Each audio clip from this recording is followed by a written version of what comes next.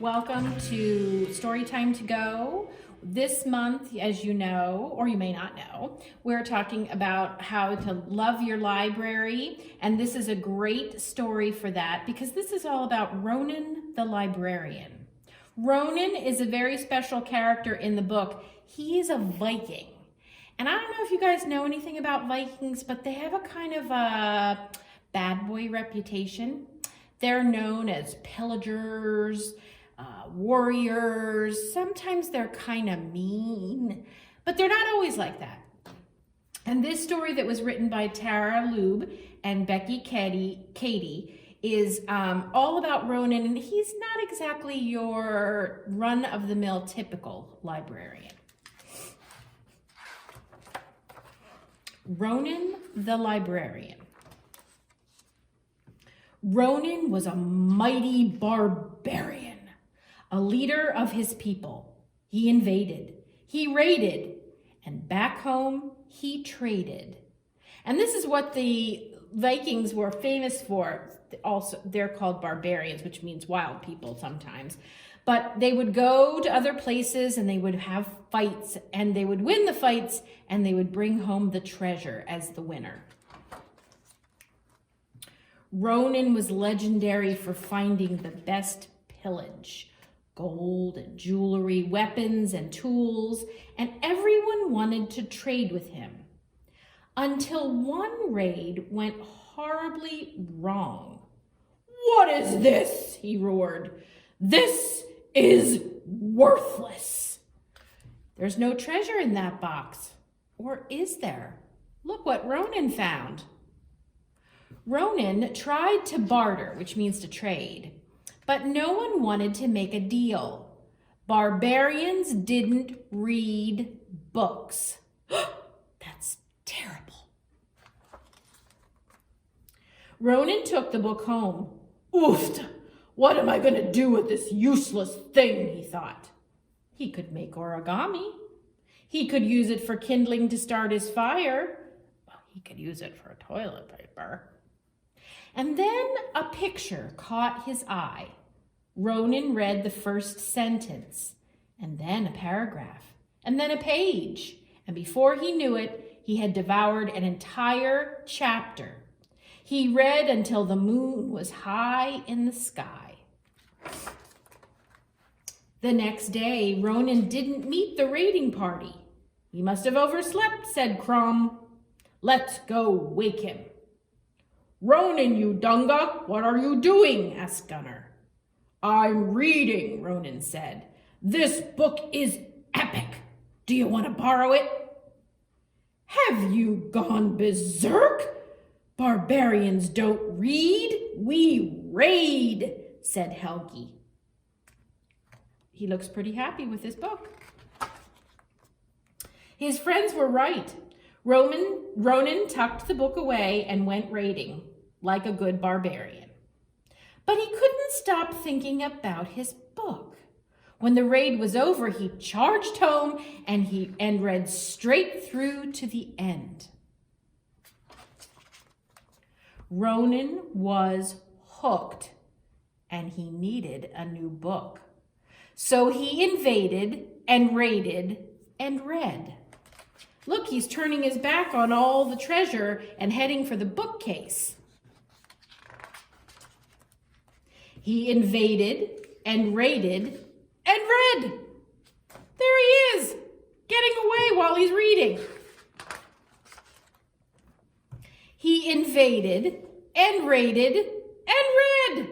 He's got so many books in his ship, they're going to tilt and sink. The fierce raider became a fierce reader, and soon his massive collection threatened to devour him. So Ronan came up with a solution to tame the beast. He built a library. He even threw a grand opening celebration, but barbarians do not read books. They're interested in the snacks, but not the books. Crom judged the books by their covers. "Too sparkly, too kissy, too wimpy," he said. And Gunnar valued brawn over brains. Reading doesn't have a point. Spears have points. Helgi was too busy to read. How could Ronan get his people to see that books were treasures? Oofta! I must conquer my own village, he declared. He picked up his book, he held it high, and he began to read aloud. The troll roared as Odin snatched the urn of Unkar and raced to his ship. The crew rowed out to sea when one of the depths rose the terrifying kraken. Odin held on to the urn for dear life as he drew his sword. It's all the adventure coming out of the book. But the shipbuilders continued sawing, and the blacksmiths didn't stop hammering, and the potters kept on spinning their wheel. It was a crushing defeat. At daybreak, Ronan went to his library. Oofda, he said, I've been invaded. And raided? What was in the urn, they said. Did he clobber the kraken? What did Odin do next? It was his greatest victory yet. The library was full of barbarians. Ronan quickly laid down the law. Get your library card and take books home. Swords make terrible bookmarks. And keep out this goat. They eat paper, so you certainly don't want them in the library. He issued library cards, he recommended books, and he read to the younglings. It turns out barbarians do read books. Look at all the kids. Our story times will look like that again someday when we get to come back in the library. Ronan was a mighty librarian, a leader of his people. They invaded and they raided and they read. The end. I like that one. I like to hear about people who discover the library. I thought it would be fun this time to come up with something you guys could play with at home, just a little bit more than a regular craft. We are going to make a catapult, which is something that Ronan and his barbarian friends would have made. So if you don't know what that is, I'm going to show you a picture. This one is a little hard, so you might need a grown-up to help you.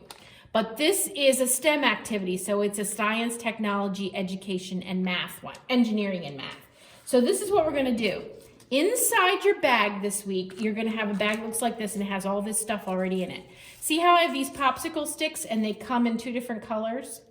There are 2 blue ones, and then there are, I think, like 6 green ones. So the 6 green ones are going to go together. I'm going to put them together. And there are some rubber bands in here. So I'm going to take the rubber bands and I'm going to put them around the edge of the green ones and put them all together. Now, if your hands need help doing this with the rubber bands, if you haven't done this before, then just ask a grown-up. And I bet you if you practice once or twice, you'll be able to do it by yourself. So now we have these 2 blue ones. So we have this part made. We need to get this part made. Now this one is just a little trickier because what we're going to do is we're going to take one of the rubber bands and we're going to put it at the edge just like we did with the green ones. But we're not going to put one on the other edge. We're going to take this and we're going to open it like a duck mouth and we're going to put the green one inside it. And the closer you can get the green one to the edge without snapping the rubber band or anything, the more pop you're going to have on your catapult. All right, this is the only other tricky part. We have to get the rubber band around the blue thing here so that it holds on to the green one. So I took it and I went like this and I twisted it and I went around. And then I went around again. And then I went around again. You have to experiment with that. That one's kind of tricky. So now you have something that can stay on the ground by itself, and it will, we're going to put our catapult piece here. See how if you hold on to it, it'll bounces back up if you push it together. So in here, it looks like a half an plastic Easter egg. And there's one of these little sticky things. It's sticky on both sides. So we're going to peel this off. I hope this works for everybody because it's kind of fun. Okay. And we're going to put it on the bottom of the egg around where the words are. And then I'm going to stick this part on my blue stick. It doesn't matter which one, but it has to go on the blue one. All right, and then I'm going to push it together so that it stays. And these are going to become my little bombs. If I put this in here, let's see what happens. If I hold this and I push down on my catapult with my fingertip, you guys can make a game out of this if you want. You could put like a cup here or a bowl or a dish, and you and your friends could shoot the catapult stuff and see if you can get them into the bowls or the cups. So I hope you guys have fun with your catapult. See what other things you can shoot with it. See if it can shoot pennies or jelly beans or any of that. And then stop in and tell us if you've had fun making your barbarian catapult. Don't forget to read some books too. I'll see you guys later. Bye.